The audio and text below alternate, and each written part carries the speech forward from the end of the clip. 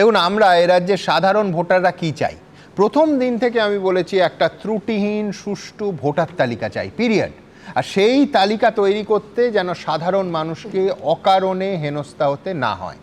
আর আজ supreme court এই দুটো লক্ষ্যেই ঠিক কী নির্দেশ দিল? লজিক্যাল ডিসক্রিপেন্সির কার্যত লজিক্যাল সলিউশন বের করার অর্ডার দিল। প্রথমত, সুপ্রিম কোর্টের বক্তব্য ছিল এমন অফিসারদের এই কাজে নিয়োগ করতে হবে যারা বাংলা জানেন এবং বাঙালিদের নাম এবং পদবি নিয়ে যাদের স্পষ্ট ধারণা আছে।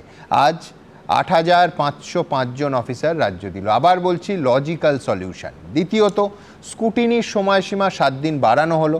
আশা করা যায় আরও নির্ভুলভাবে যাচাই করা হবে। এবং তৃতীয়ত, রাজ্যকে বলা হলো নির্বাচন কমিশনের সঙ্গে সহায়তা করতে হবে।